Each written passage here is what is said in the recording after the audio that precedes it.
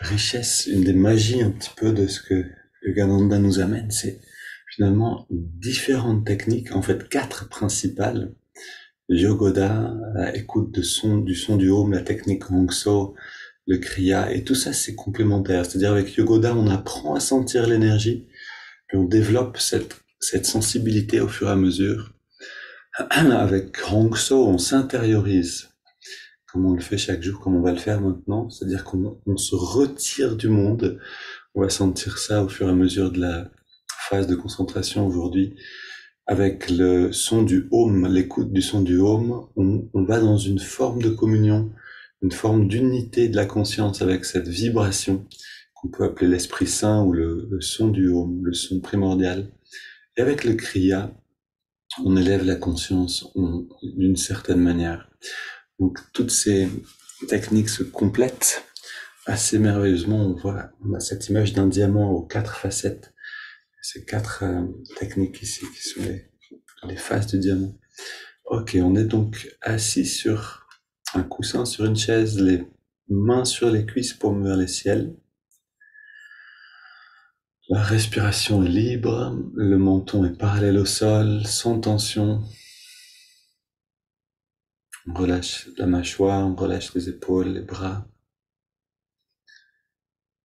On va être très détendu pour continuer de ressentir le corps d'énergie. Commencer la méditation déjà dans cette perception-là nous fait gagner beaucoup de temps et d'intériorité. On commence par observer notre respiration naturelle. Les yeux sont fermés, le regard légèrement dressé au-dessus de la ligne de l'horizon pour amener cet élan de l'esprit, une conscience dynamique. Stimuler en même temps l'œil spirituel. Et puis maintenant, on inspire profondément par les narines. Lentement, remplit le ventre d'abord, la poitrine, puis expire. Poitrine d'abord qui perd un petit peu de l'espace, puis ensuite le ventre rentre profondément au bout de l'expire.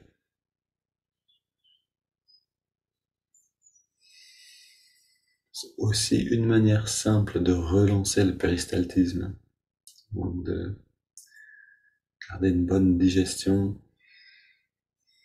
et garder un bien-être qui provient du bas-ventre, qui provient de toute la sphère intestinale.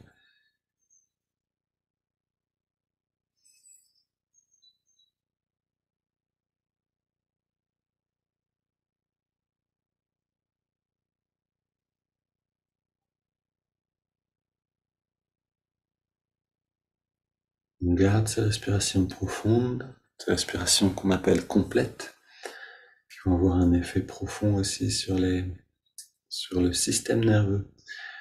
Et pendant qu'on respire de cette manière, on entrelace les doigts au niveau de la poitrine. Puis on expire, on pousse les mains vers l'avant, on arrondit le dos, comme quand on fait le chat dans le yoga. On étire entre les vertèbres, puis inspire, on étire vers le ciel.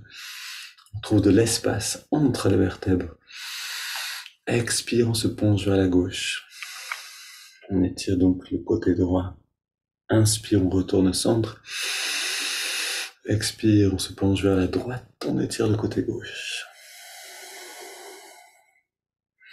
On retourne au centre. Expire, on se tourne vers la gauche. On pose les mains sur les cuisses. Une main derrière, une main sur la cuisse. On va loin dans la rotation.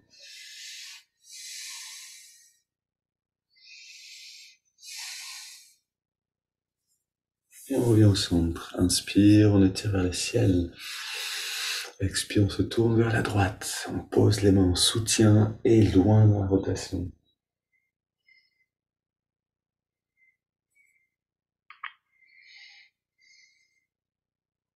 Puis on revient au centre. On pose les mains derrière. On ouvre la poitrine en resserrant les épaules et les coudes ensemble. Légère flexion du dos vers l'arrière. On protège les cervicales, c'est-à-dire qu'on ne laisse pas la tête tomber en arrière. la garde dans un angle doux. Ok, c'est 20 respirations profondes. Inspire par le nez. Expire par la bouche en laissant l'air sortir. Prenons la place de l'observateur. Le corps respire. On devient témoin de ces grandes respirations.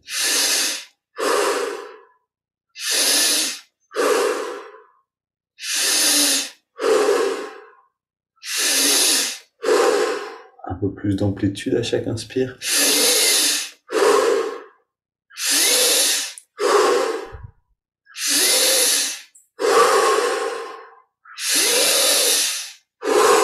Encore plus d'intensité.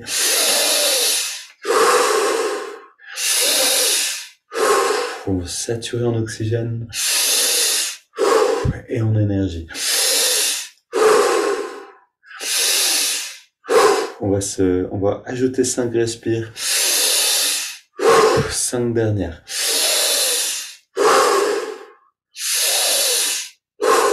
2. Dernière. Et on revient au centre. On pose les mains sur les cuisses, paumes vers le ciel, dos redressé, les yeux fermés. Une grande inspiration et on garde l'air dedans. On inspire lentement, profondément. Poumon plein, on détend tous les muscles, les mains, les cuisses, les bras, les jambes, on détend tout, on détend, et on expire par la bouche. Puis on arrête de respirer un instant.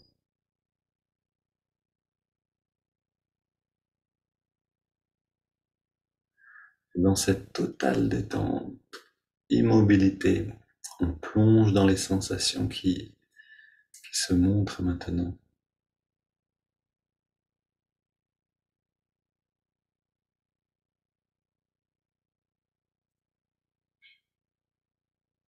On inspire profondément. On garde l'air dedans. Poumon bien plein, on rentre le ventre et on contracte le périnée. On relâche et on expire.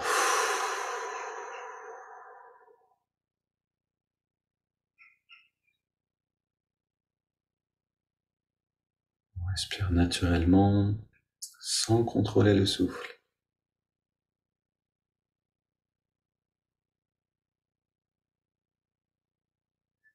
On prend le temps, comme ce serait un peu comme un explorateur qui descend dans la grotte de Fontaine de Vaucluse. Je prends un exemple qu'on connaît, ceux qui habitent par ici, ou une grotte profonde, et qui prend le temps d'observer, de contempler avec sa lampe les différents points de vue. De la même manière, avec ces 20 respirations, ou 25 là, on crée une lumière à l'intérieur. On rend l'énergie visible dans la grotte du corps. Maintenant, on explore ces sensations en instant.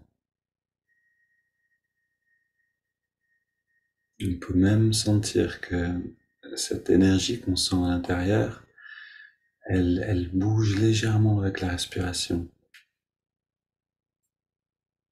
Que la respiration et l'énergie sont intimement liées.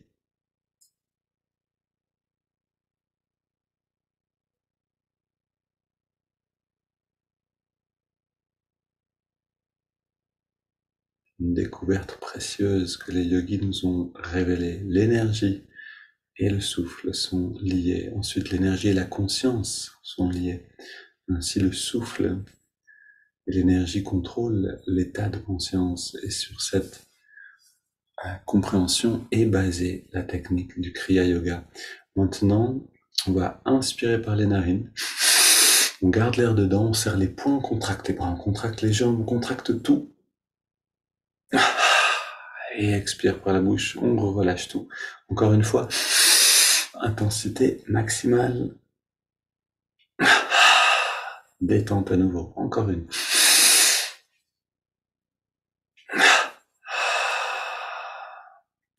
Maintenant, on reste dans la détente. Et on inspire par les narines sur 5. 2, 3, on inspire encore. 5, on garde l'air dedans, même durée. Regard redressé, l'attention focalisée à la jonction des sourcils. Puis on expire en détendant tout le corps, sur 5 également. Inspire. On sent l'énergie qui remonte avec l'inspire le long de la colonne. On garde l'air dedans et on sent cette énergie qui vient nourrir le lobe frontal, le front, l'œil spirituel. Expire maintenant et on sent ce bien-être. Inspire à nouveau.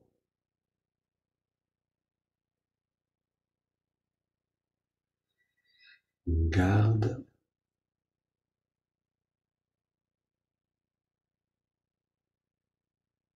Et on expire.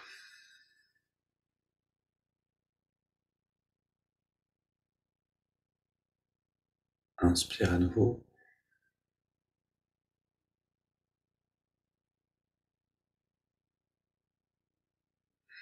On garde l'air dedans.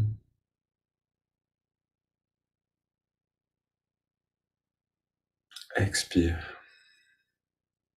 Ces respirations qui s'appellent respiration triangulaire sont là pour accorder les sentiments, le cœur et le mental. Inspire à nouveau.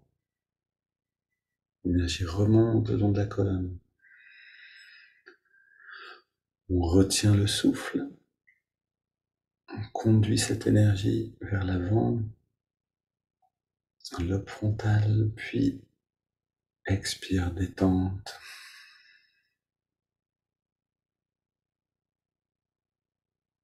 Harmonisation, cœur, mental. Une grande inspire maintenant par les narines. Puis on laisse l'air aller et venir sans plus contrôler le souffle. C'est le corps qui respire, comme quand on dort profondément, même à liberté du souffle.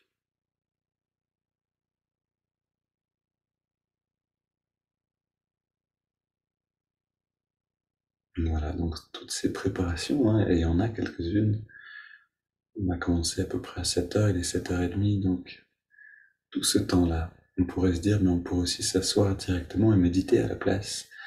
Sauf que, voilà, on n'arriverait pas à cette perception-là qu'on a maintenant, cet état d'équilibre, cet apaisement mental qui nous permettent, donc tous ces éléments, d'aller jusqu'à ce qu'on appelle l'état de méditation. Autrement dit, le bien-être derrière l'agitation du corps et du mental.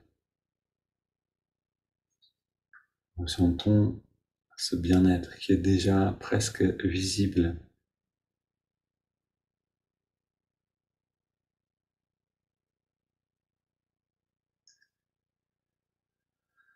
Et dans cet état d'intériorité, on écoute ces quelques lignes issues donc de l'autobiographie d'un yogi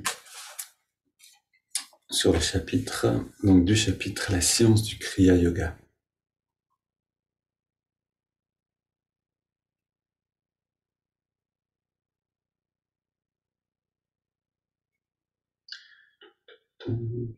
Au travers du Kriya, donc à travers la pratique du Kriya Yoga, la force vitale résultante de cette pratique n'est ni perdue, ni mésusée, ce qui veut dire mal utilisée par les sens, mais contrainte de fusionner avec de plus subtiles énergies spinales.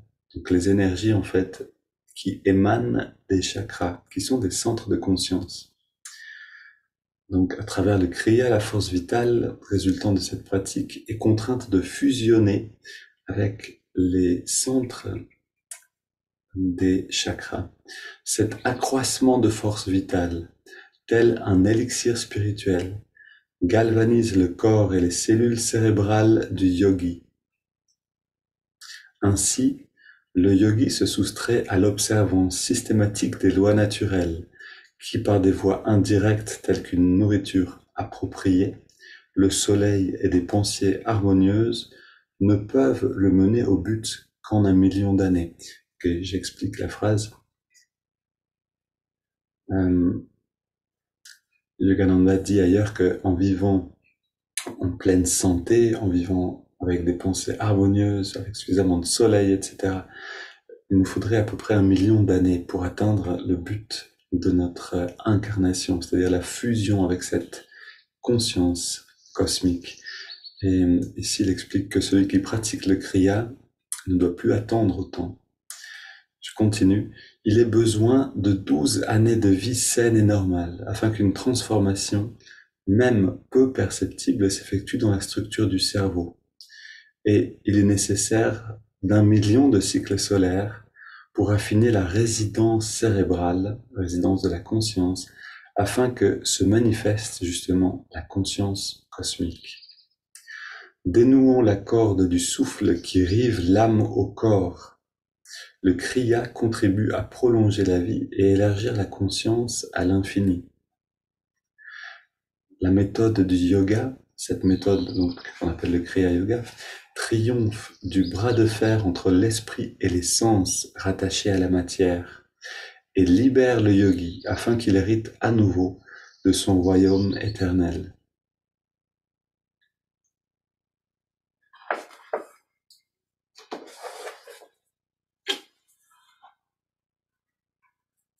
Je relis juste cette phrase.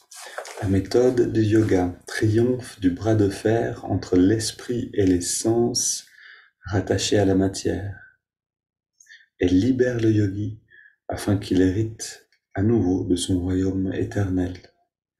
Libère le chercheur spirituel, quelle que soit sa tradition.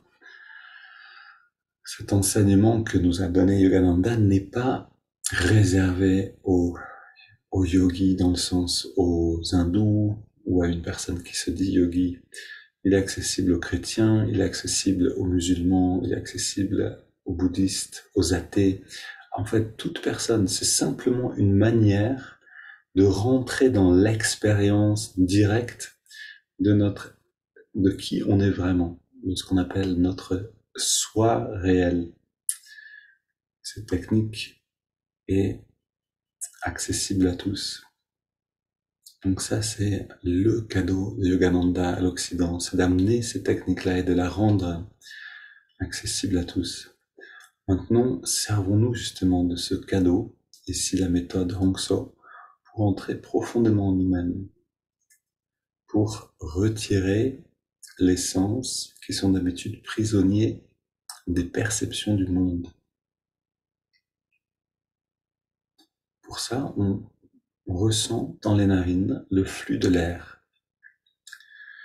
Et dans les narines, on a un endroit où on sent l'air le mieux. On trouve cet endroit.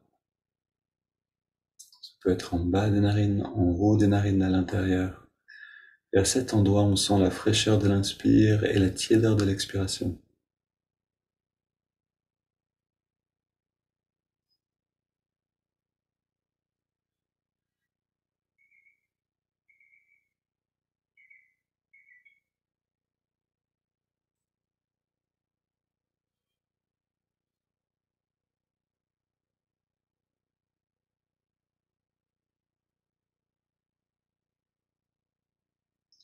Et on entre dans cette perception-là, où on l'aperçoit d'abord comme lointaine.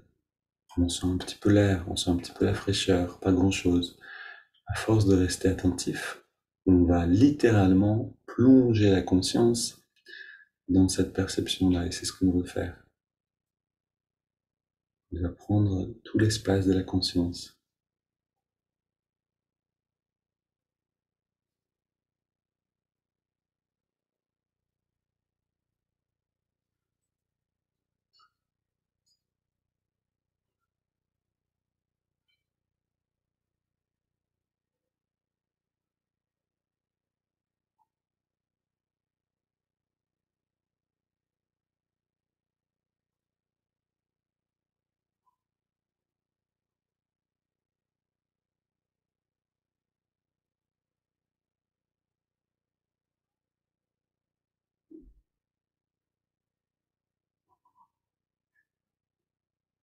Maintenant qu'on ressent fraîcheur, tiédeur avec cette acuité, on va ajouter le mouvement de l'index de la main droite.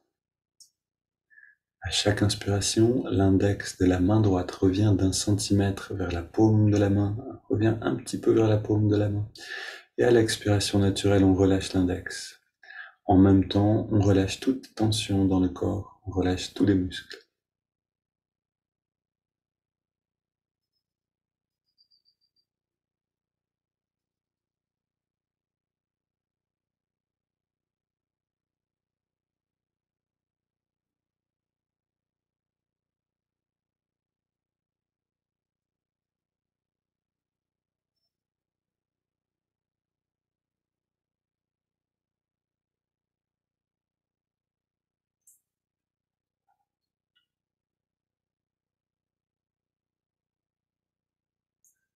Maintenant, avec un peu de pratique, ce que ces deux techniques amènent, c'est l'état du retrait d'essence. Avec un peu de pratique, on y arrive rapidement. Observons le souffle, détendons le corps, restons immobiles et on sent ce changement intérieur.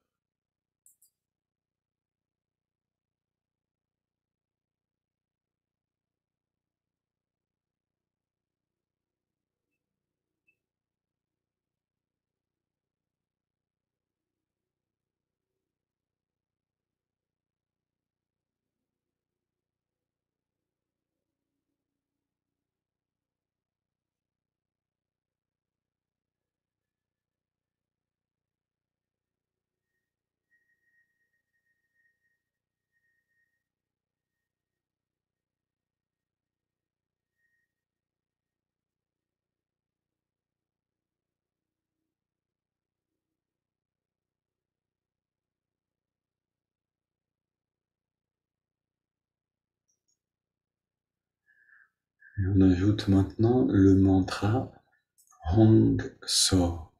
H-O-N-G, Hong accompagne l'inspiration naturelle mentalement et So, S-A-U, accompagne l'expiration naturelle.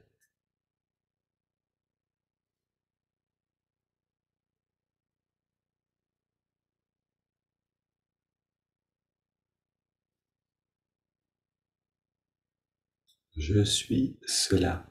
Je suis cette conscience. Je suis ce bien-être. Ce mantra réaffirme notre identité véritable.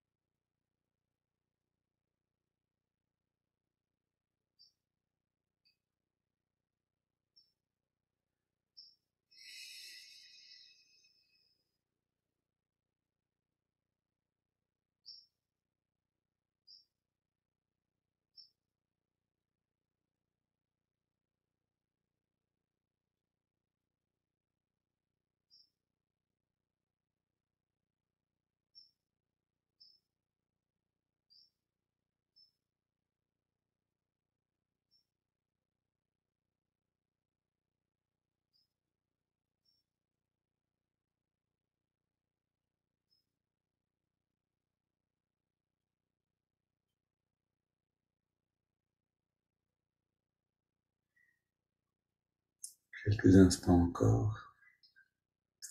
Essayons d'être fidèles à ces 3 pratiques. Observation du souffle, mantra, mouvement des doigts, détente graduelle.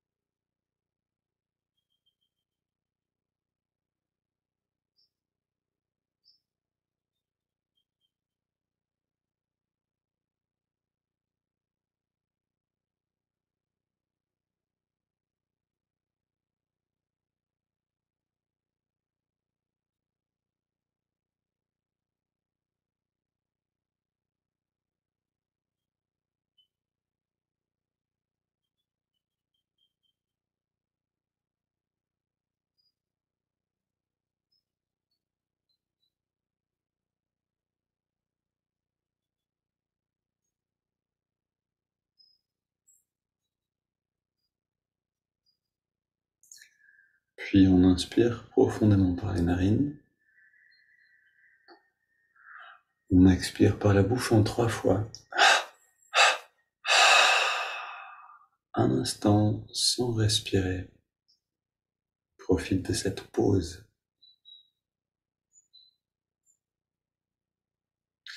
Puis on laisse le corps respirer à nouveau, à son rythme.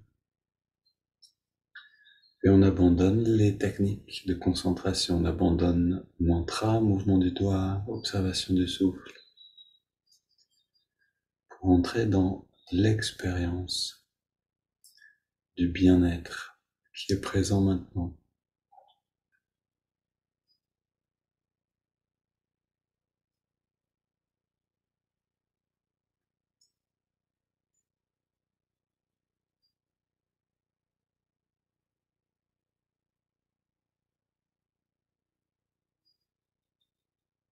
On n'a plus aucun effort à faire que de simplement rester présent à ce bien-être pour que cette lumière intérieure grandisse, rayonne.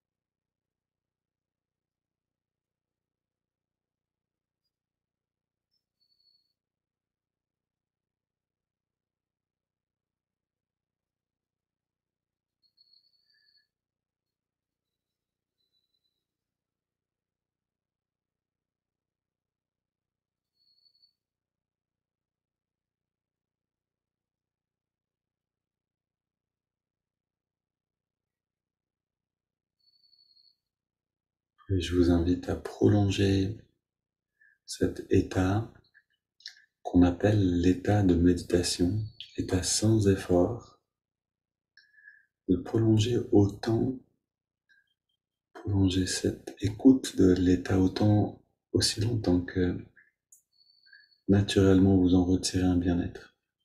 Je vous souhaite une belle journée à tous, à toutes et à très bientôt.